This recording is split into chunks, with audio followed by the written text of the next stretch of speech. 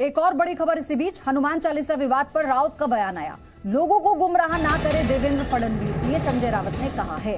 हनुमान चालीसा के पाठ पर कोई ऐतराज नहीं है, किसी के घर के बाहर हनुमान चालीसा का पाठ ठीक नहीं, ये कहना है शिवसेना नेता संजय राउत का। और ये कहा कि देवेंद्र फडणवीस किस तरह से लोगों को गुमराह कर रहे हैं। ये बड़ा आरोप पूर्व मुख्यमंत्री पर लगाया संजय राउत ने। उन्होंने कहा किसी के घर के बाहर हनुमान चालीसा का पाठ ठीक नहीं है और हनुमान चालीसा के नाम पर माहौल खराब करना भी गलत है, ठीक नहीं, ये कहा है संजय राउत ने।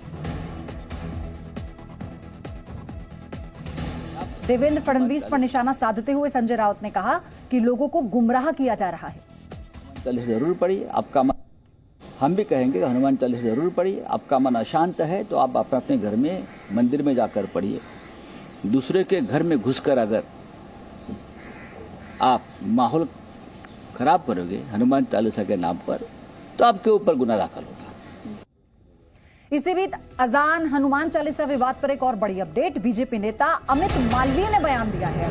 सड़क पर नमाज पढ़ी जाती है, ये कहा अमित मालवीय ने। 5 बार की अजान होती है और मुस्लिमों को किसी ने नहीं कहा कि घर पे नमाज पढ़ो, लेकिन सार्वजनिक स्थानों पर हनुमान चालीसा नहीं पढ़ सकते। अल्पसंख्यकों को लगातार ऐसी छूट दी जा रही है, ये कहना है बीजेपी नेता अमित मालवीय का। संजय राउत अभी कहते हैं कि देवेंद्र फडणवीस माहौल बिगाड़ने की कोशिश कर रहे हैं। हनुमान चालीसा का पाठ पढ़ना है तो घर में पढ़िए, बाहर किसी के घर के सामने, दफ्तर के सामने पढ़ना ठीक नहीं। ये ट्वीट किया है अमित मालवीय ने, जिसमें उन्होंने लिखा है, देखिए आपको बताते हैं उन्होंने क्या क्या लिखा अपने ट्वीट में। उन्होंने ये लिखा कि सड़क पर नमाज पढ़ी जाती है, 5 बार की अजान होती है, मुस्लिमों को किसी ने नहीं कहा कि घर पर नमाज पढ़ो, लेकिन सार्वजनिक स्थानों पर हनुमान चालीसा नहीं पढ़ सकते।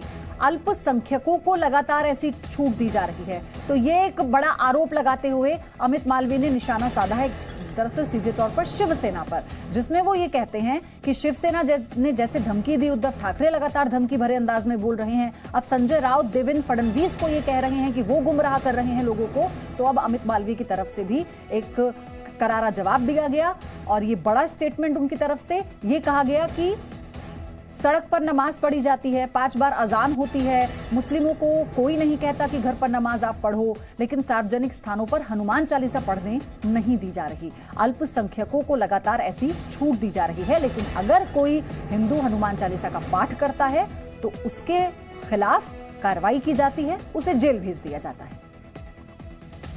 तो ये मामला लगातार अब कैसे वार पलटवार हो रहा है, इस पर राजनीतिक मामला बन गया है और अब हिंदुत्व का मुद्दा ये बन गया है, अब देशद्रोह, राजद्रोह का ये मुद्दा बन गया है। ये कहा जा रहा है कि जो इस तरह की हिमाकत करेगा या जो हनुमान चालीसा नहीं पढ़ता, हनुमान चालीसा पढ़ने को लेकर विरोध कर रहा है, वो गलत है।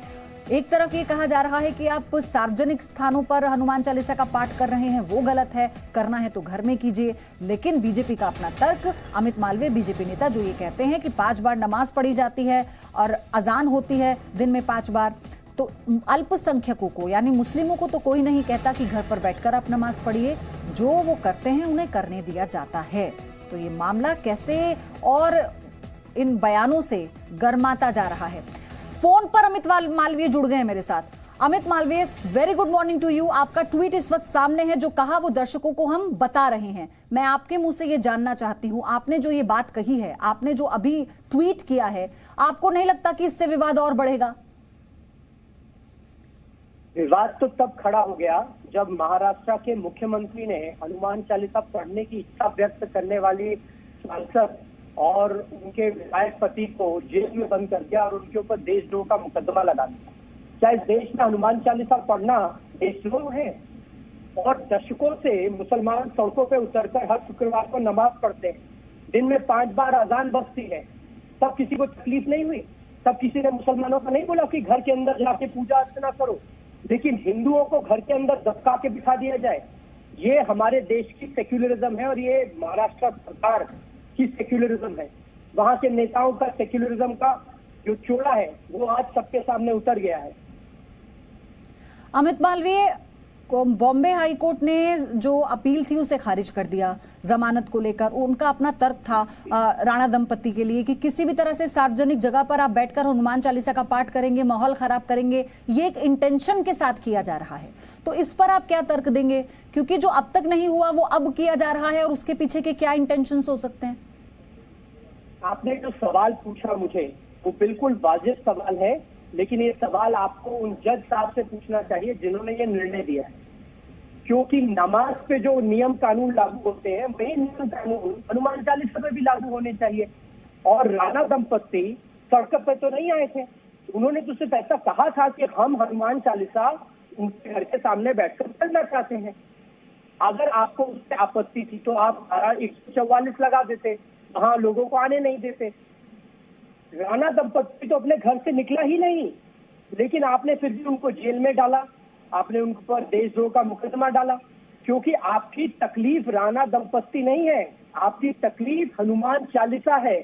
और क्योंकि आप आज सेक्युलरवादी हो गए हैं, इसलिए आप हिंदुओं के प्रति ही भावना रखने लगे हैं और इस प्रकार से हनुमान चालीसा। संजय राउत अभी कह रहे थे कि देवेंद्र फडणवीस को लेकर उन्होंने सीधा गंभीर आरोप लगाया। अमित मालवीय वो ये कह रहे हैं संजय राउत कि ये तो माहौल बिगाड़ने की एक तरह से साजिश है, बरगलाया जा रहा है, गुमराह कर रहे हैं लोगों को।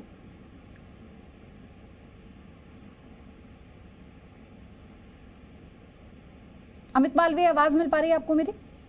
जी, संजय राउत ने अभी देवेंद्र फडणवीस को लेकर एक बड़ा आरोप लगाया। उन्होंने कहा कि वो गुमराह करने की कोशिश कर रहे हैं लोगों को इस पूरे मुद्दे पर। कौन गुमराह कर रहा है, कौन झूठ बोल रहा है, कौन हिंदुओं को प्रताड़ित कर रहा है, ये तो देख रहा है। आप अगर हनुमान चालीसा पढ़ना चाहते हैं तो आपको जेल में डाल दिया जाएगा।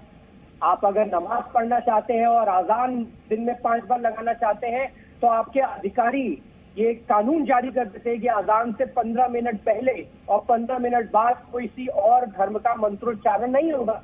ये महाराष्ट्र के नासिक का हवाला दे रहा हूं मैं आपको, और ये अगाड़ी सरकार ने करवाया है। तो जो सरकार अजान पर पाबंदी नहीं लगा सकती, जो सरकार मुसलमानों को सड़कों से उठाकर घरों में नहीं भेज सकती, वो हिंदुओं को हनुमान चालीसा पढ़ने पर जेल में भेज रही है। कौन किसको गुमराह कर रहा है ये तो देश देख रहा है। जी, और आरोप तो ये भी लग रहा है कि राणा दंपति ने जो किया उसके पीछे बीजेपी की प्लानिंग थी। देखिए, राणा दंपति ने जो भी किया उसके पीछे कौन था ये मसला नहीं है।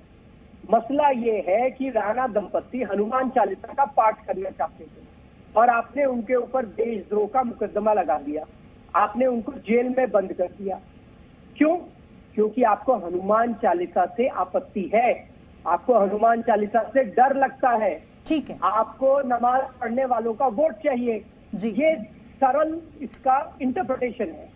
ठीक है, धन्यवाद आपका अमित मालवीय हमारे साथ जुड़ने के लिए, अपनी बात रखने के लिए। लेकिन अमित मालवीय बीजेपी नेता जिन्होंने अभी ट्वीट किया और जी न्यूज पर वो जुड़े थे, उन्होंने कहा कि ये किस तरह से षड्यंत्र है जो शिवसेना कर रही है, क्या गलत किया, अगर किसी के साथ गलत हुआ है तो उसे इक्वल बनाइए, समानता के साथ हर चीज को देखिए, ना कि अलग अलग करके। एक छोटा सा ब्रेक ले रहे हैं, लौट रहे फौरन।